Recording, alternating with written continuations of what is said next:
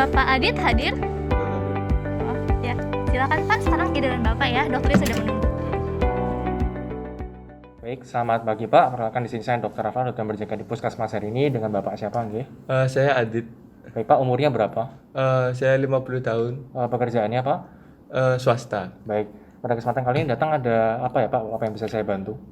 Jadi gini dokter, saya misalnya habis beraktivitas atau mau rebahan itu saya merasa sesak nafas, terus saya juga batuk-batuk padahal saya lagi rebahan atau sedang beristirahat dari aktivitas saya. Baik, jadi Bapak di sini mengalami sesak napas dan batuk pada saat Bapak sering istirahat di malam hari dan juga rebahan ya Pak. Iya, Nah, iya. dari Bapak sendiri di sini sudah sejak kapan ya Pak mengalami hal ini?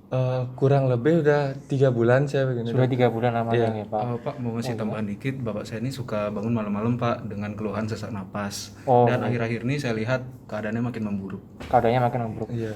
Bisa dijelaskan lagi Pak bagaimana sesak napasnya apa? Dari durasinya berapa lama? Terus seberapa sering? Apakah setiap hari? Hampir setiap hari saya merasakan setiap hari. setiap malam itu jadi saya susah bernafas pada saat tidur, jadi buat saya kebangun gitu. Oh baik. Mungkin dari Bapak ada keluhan apa lagi ya Pak? Eh, itu aja dokter yang saya Itu rasakan. aja yang dirasakan. Batuk Pak, Oh iya, batuk juga saya. Oh ya betul-betul juga. Kemudian dari Bapak sendiri apa ada riwayat penyakit tertentu Pak sebelumnya sudah pernah diperiksa? Enggak ada riwayat sebelum. Apakah ada mungkin hipertensi ataukah mungkin dari Bapak ada mungkin diabetes? Apakah ada Pak? Enggak ada diabetes. hipertensi Pak. Oh, hipertensinya iya. Diabetesnya Terakhir diperiksa kapan ya Pak hipertensi? Kurang tahu dok ya, cuman untuk pengobatannya sendiri bapak saya jarang minum obat. Oh, jarang minum Gara-gara mungkin aktivitasnya dan juga pekerjaannya dok, jadi suka lupa-lupa dok minum obatnya. Baik. Apakah mungkin ada riwayat penyakit dari keluarga Bapak yang sama seperti Bapak sebelumnya? Kalau hipertensi sih setahu saya dari ibu saya. Dari ibu ada ya Pak? Iya. Oh baik Pak. Jadi di sini saya simpulkan bahwa Bapak di sini mengalami sesak napas, batuk-batuk saat malam, seringnya ya Pak. Kemudian lega saat Bapak berdiri. Kemudian dari sini sudah terjadi selama kurang lebih adalah 3 bulan. Ya baik Pak. Dari sini Bapak ada riwayat tadi juga capek saat beraktivitas ya Pak. Iya, benar-benar. Baik, dalam hal ini saya mencurigai bahwa Bapak kemungkinan mengalami gagal jantung. Dalam hal ini gagal jantung karena sudah 3 bulan maka sifatnya kurang lebih adalah kronis ya Pak. Nah di dalam hal ini saya dasarkan atas kriteria Framingham di mana Bapak telah memenuhi 2 kriteria mayor untuk menegakkan diagnosis daripada gagal jantung yang sifatnya kronis.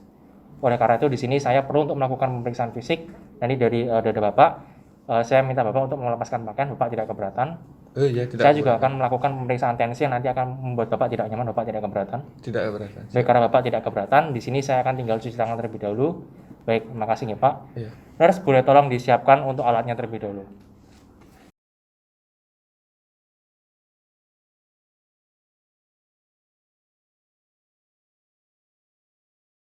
Baik, Pak, di sini saya akan melakukan pemeriksaan daripada nadi, kemudian pemeriksaan daripada capillary refill time, dan juga saya terakhir akan melakukan pemeriksaan daripada tensing ya Pak. Nah, dalam pemeriksaan kali ini Bapak boleh tangan kanannya, boleh tolong disodorkan ke saya. Oke. Baik, saya akan periksa terlebih dahulu dari arteri radialis pasien untuk nadinya dengan 3 jari saya. Baik, sini sudah ketemu arteri radialisnya.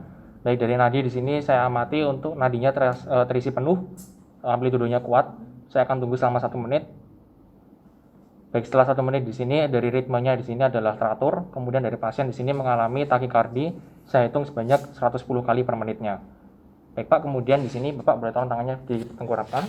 Saya akan periksa dari CRT pasien untuk capillary refill time dengan menekan dari kuku pasien sampai berwarna putih. Kemudian setelah itu saya lepaskan.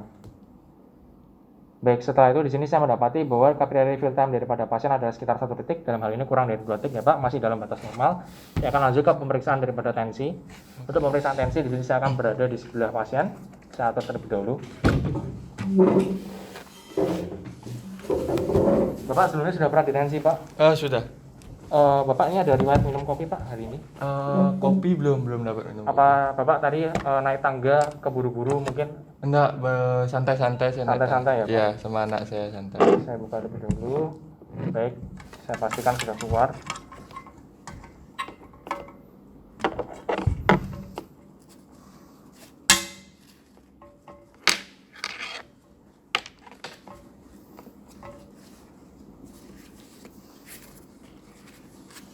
Pusing ya Pak, tangannya boleh ditengkurapkan. Santai saja. Di sini dipastikan untuk levelnya adalah setara dengan jantung pasien, agak mepet ke kiri. Oke, siap.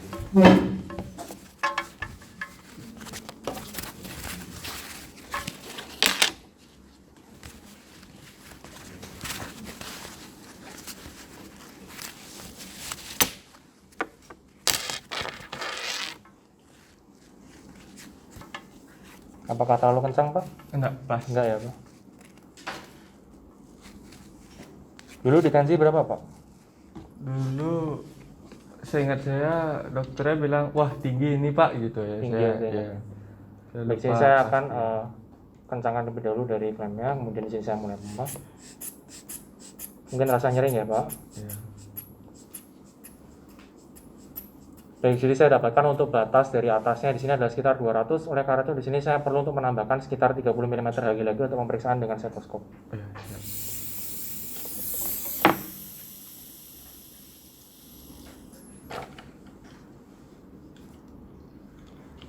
Saya angkatkan terlebih dahulu daripada diafragmanya. Saya atur sudah pada diafragma, sudah. Isi ya Pak. Ya. Saya tempatkan pada fossa kubiti, tepatnya di sini adalah untuk memeriksa dari arteri brachialis pasien. Posisi titik awal adalah pada 230 mm Hg. Akan saya turunkan dengan kecepatan 3 mm Hg. Baik, korot cough pertama terdengar di 200 mm Hg. Korot cough 5 terdengar di 110 mm Hg. Baik.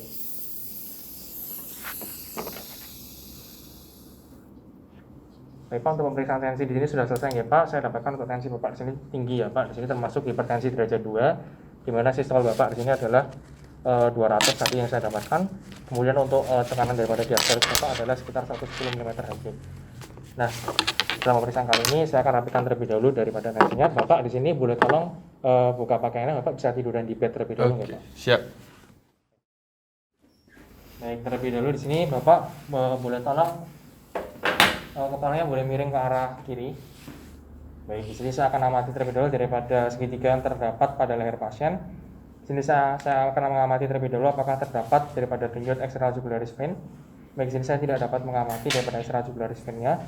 Ya Pak, terlebih dahulu di sini saya akan melakukan manuver untuk hepatojugular reflux ya Pak. Saya akan berikan penekanan pada perut sebelah kanan Bapak. Nanti apabila Bapak sedikit nyeri tidak masalah ya Pak. Tahan dulu ya Pak sesaknya. Di sini saya akan berikan penekanan pada daerah hepar ke arah kranial di sini selama kurang lebih 1 menit.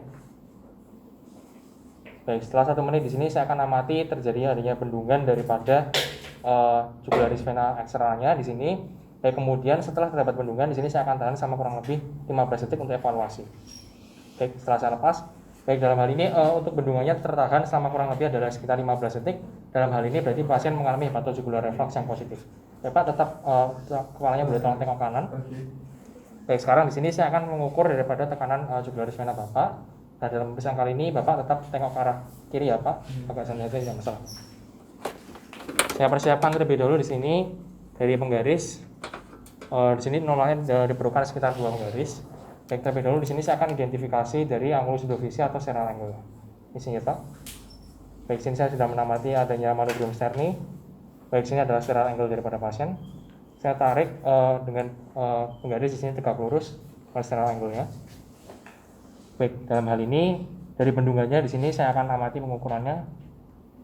Baik, untuk bendungan di sini terdapat letak paling tinggi dari bendungan adalah sekitar 10 cm. Oleh karena itu dalam hal ini interpretasinya adalah tekanan daripada bendungan pasien di sini kurang lebih adalah sekitar 10 cm daripada atrium kanan pasien. Oleh karena itu di sini pasien mengalami elevasi daripada JVP karena lebih dari 8 cm H2O.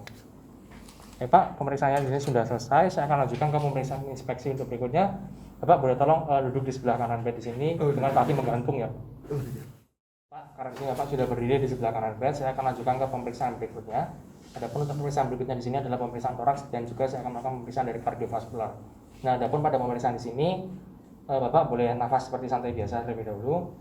Baik, saya akan amati daripada penampang dinding toraks anterior pasien di sini kanan kiri nampak simetris. Saya amati dari lateral daripada pasien. Baik, di sini saya tidak mengamati adanya suatu deformitas. Kemudian pada kulit pasien di sini saya tidak mengamati adanya bekas jahitan, tidak mengamati ada tanda inflamasi, saya tidak mengamati adanya tanda-tanda tumor, tidak ada tanda-tanda massa.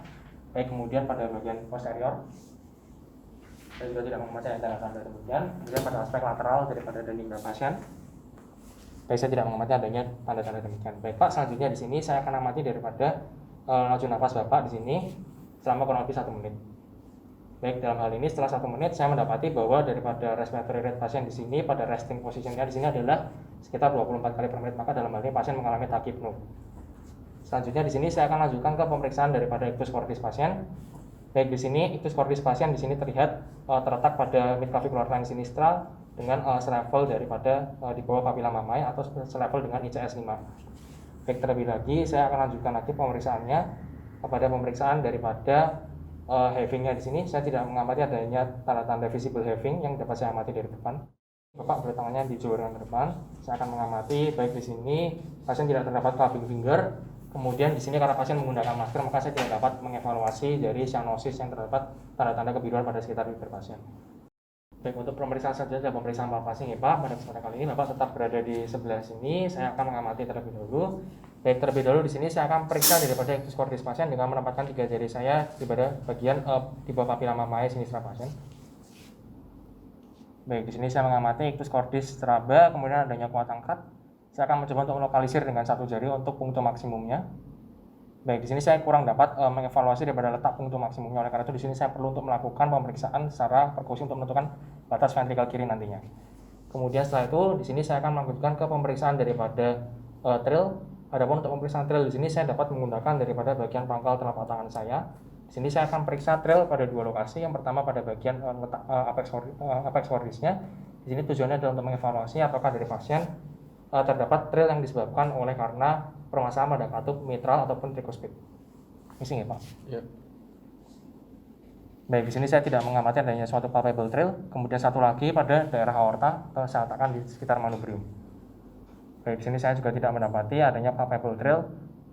Baik, setelah itu di sini saya akan melanjutkan kepada pemeriksaan untuk having. Adapun untuk pemeriksaan having di sini saya akan menggunakan bagian pangkal dari jari-jari saya atau bagian distal pada telapak tangan saya. Missing ya Pak? Ya. Baik, di sini saya mendapati untuk ventrikel sebelah kiri pasien mengalami having. Kemudian saya akan evaluasi lagi pada area subxiphoid atau pada bagian epigastrium untuk ventrikel sebelah kanan. Baik, dalam hal ini saya juga mengamati adanya having daripada kedua ventrikel. Baik Pak, untuk pemeriksaannya saya akan lanjutkan lagi kepada pemeriksaan untuk tactile fremitus. Untuk pemeriksaan tactile fremitus ini karena Bapak tadi mengalami sesak napas pada saat Bapak tiduran, saya akan melanjutkan pemeriksaan di sini dengan posisi Bapak boleh duduk seperti ini. Baik, Bapak bisa mengikuti instruksi saya nggih Pak? Iya. Bilang 77 Pak. 77. Baik, lagi. 77. Lagi. 77. Baik, dalam hal ini saya mendapatkan bahwa ternyata pada bagian apex ke basis pasien ternyata lebih resonansi dari vokalnya lebih redup pada bagian basis. Dalam hal ini saya mencurigai bahwa dari pasien kemungkinan mengalami suatu efusi pleural. Kemudian saya akan mengulangi pada apex aspek daripada posterior tubuh pasien.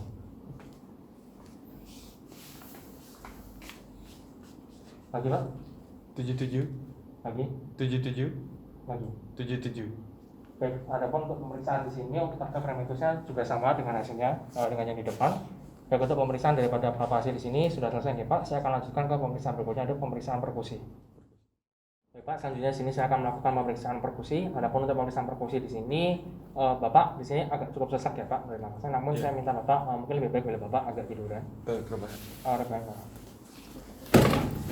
Baik, terlebih dahulu di sini untuk melakukan perkusi di sini saya akan identifikasi terlebih dahulu daripada angulus sudovisi pasien yang terletak selevel dengan costa 2. Di sini ya Pak, manubrium stereo terdeteksi di sini, kemudian di sini angulus sudovisi sudah saya raba. Ke kanan kiri adalah dari costa 2. Kemudian di sini saya mendapatkan turun sedikit ICS 2, ICS 2, kemudian ICS 3, ICS 4, dan ICS 5. Baik, di sini saya akan lanjutkan pemeriksaannya. Pak, terlebih dahulu di sini saya akan melakukan pengukuran daripada batas jantung sebelah kiri ya Pak. Di sini karena tadi saya dari punktum maksimumnya tidak dapat meraba, maka dalam hal itu saya akan tarik mulai dari pengukuran dari mid axillary line. Missing ya Pak, saya akan lakukan perkusi dari arah lateral ke arah medial. Bapak nanti bisa napas seperti biasa. Sonor, sonor, sonor. Baik, di sini sudah redup. Saya akan naik ke atasnya pada ICS 4. Sonor, sonor, sonor. Baik, sini sudah redup, naik lagi ICS 3, sonor, sonor, sonor. Baik, sini redup, kemudian ICS 2, sonor, sonor, sonor, sonor. Baik, sini sudah redup. Baik, dalam hal ini saya mendapatkan dia pergeseran batas daripada jantung kiri Bapak ke arah lateral sebelah kiri. Kemudian saya akan lanjutkan pemeriksaan berikutnya pada batas jantung sebelah kanan. Nah, adapun untuk pemeriksaan batas jantung sebelah kanan di sini saya akan lakukan perkusi dari arah kranial ke arah kaudal, tepatnya untuk mencari batas daripada hepar pasien agar tidak terjadi hepatomegali nanti disalahartikan sebagai kardiomegali. Baik, di sini ya Pak. Ya. Dari sepanjang clavicularis menuju ke arah kaudal. Sonor, sonor, sonor, sonor, sonor, sonor, sonor. Baik, sini sudah redup. Dalam hal ini saya mendapatkan untuk batas daripada hepar ada sekitar 2 jari di bawah papila mamae dextra. Maka dalam hal ini pemeriksaannya pasien tidak mengalami adanya suatu kenaikan daripada jaringan hepar ke arah paru pasien. Baik, selanjutnya di sini saya akan melanjutkan pemeriksaan daripada batas jantung sebelah kanan pada ICS 5 atau infrapapillary mamae dextra. Dari saya akan ambil arah dari anterior axillary line menuju ke arah medial. Sonor, sonor, sonor, sonor. Baik, di sini sudah mulai redup. Dalam hal ini terjadi pergeseran daripada parasternal line dextranya di sini agak sebelah kanannya untuk batas jantung sebelah kanan. Kemudian pada ICS 4, sonor, sonor, sonor, sonor, redup. ICS 3, sonor, sonor, sonor, redup. ICS 2, sonor, sonor, sonor, redup. Baik, dalam hal ini saya mendapati bahwa ternyata dari pasien mengalami kardiomegali karena dalam hal ini ada pergeseran dari sebelah kanan dan sebelah kiri daripada jantung pasien batasnya. Baik Pak, selanjutnya di sini saya akan melakukan pemeriksaan auskultasi. Di sini adalah untuk mendengarkan daripada suara katup-katup jantung Bapak, suara jantung Bapak, dan juga di sini saya akan mendengarkan daripada suara nafas Bapak. Nah, dalam pemeriksaan kali ini saya menggunakan stetoskop. Saya akan menggunakan terlebih dahulu daripada diafragma dan belnya. Baik, sudah. Kemudian di sini saya pasangkan. Isi ya Pak, saya akan dengarkan terlebih dahulu daripada suara katup aorta Bapak. Saya tempatkan pada ICS 2 pada parasternal line dextra. Baik, di sini terdengar S2 sound lebih jelas daripada S1. Baik Pak, jadi saya akan berikan penekanan. Bapak boleh tolong tarik nafas dalam. Baik, terdengar physiologic splitting normal. Saya akan pada kontralateralnya untuk pemeriksaan daripada katup pulmonal. Baik Pak, sekarang tarik nafas dalam. Baik, saya juga mendengarkan daripada physiologic splitting daripada S2 sound. Kemudian saya akan periksa daripada katup tricuspid. Pak, boleh tolong tarik nafas dalam. Baik, di sini saya juga tidak mengamati adanya tanda-tanda murmur. Kemudian pada katup mitral. Tarik nafas dalam, Pak. Baik. Kemudian di sini saya akan lanjutkan lagi pemeriksaan dengan menggunakan dari bagian bel.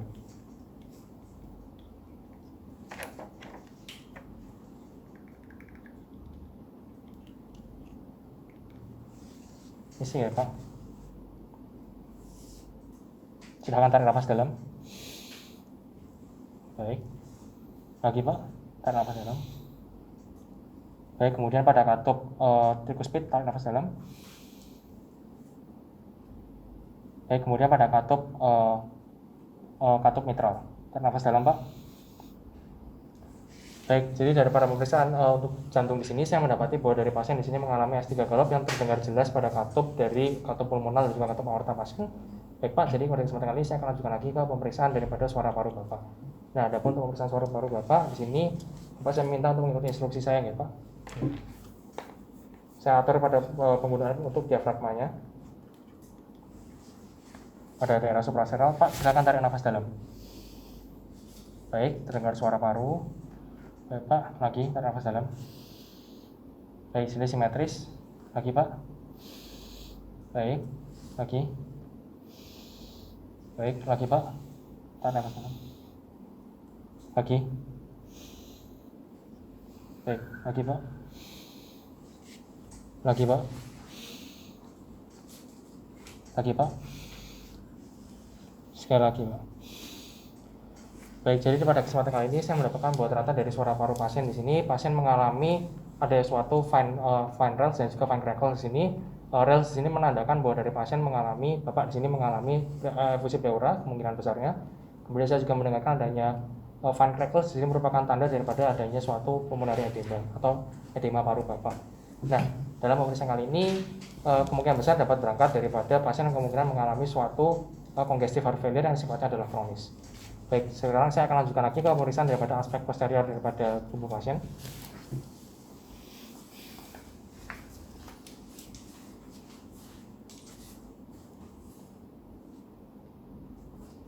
Tarik nafas Pak. Tarik nafas. Tarik nafas. Tarik nafas Pak. Baik, tarik nafas.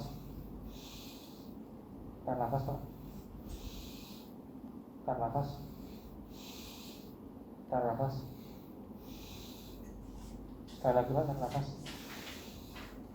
Lagi Pak. Lagi. Sekali lagi Pak. Baik, jadi di sini saya mendapatkan hasil tanda yang sama untuk pemeriksaan dengan yang anterior. Sekarang saya akan lanjutkan sekali lagi untuk pemeriksaan daripada resonan vokal. Pada pemeriksaan resonan vokal, Bapak, saya mohon Bapak boleh tolong tiduran di bed ya, Pak.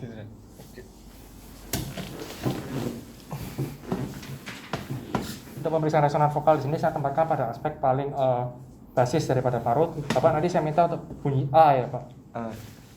Silakan Pak. Lebih lama Pak. Baik, di sini saya mendapatkan adanya penurunan daripada resonan vokal pada paru kanan. Kemudian untuk paru kiri, lagi Pak. Baik, jadi di sini saya mendapatkan adanya suatu penurunan pada resonan vokal paru kanan dan paru kiri. Di sini suspek dari pasien kemungkinan mengalami lung edema atau mungkin dapat disertai dengan suatu efusi pleura dan secara bilateral. Baik, selanjutnya di sini saya akan melakukan pemeriksaan daripada edema pada kaki pasien di sini.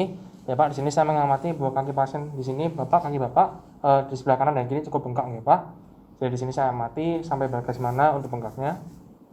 Baik, di sini ternyata cukup ekstensinya cukup luas. Kemudian pada kaki sebelahnya. Kemudian di sini saya akan lanjutkan pemeriksaan daripada pitting edema. Untuk pemeriksaan pada pitting edema di sini saya akan menggunakan area sekitar tibia atau pada bagian dorsum pedis pada bagian kanan kiri. Saya akan berikan penekanan ya Pak. Baik, setelah saya tekan, saya lepaskan dan saya evaluasi kurang lebih selama 1 menit. Baik, ternyata di sini selama 1 menit saya mendapatkan untuk kedalaman daripada pitting edema di sini dengan menggunakan penggaris. Untuk kedalaman daripada pitting edema di sini adalah sekitar 5 sampai 7 mm. Baik Pak, dalam pemeriksaan kali ini Bapak saya mendapatkan untuk salah satu kaki Bapak di sini mengalami pitting edema dengan kedalaman 5 sampai 7 meter. Dalam hal ini untuk derajatnya adalah derajat 3 untuk edemanya. Saya akan ulangi pada kaki sebelahnya.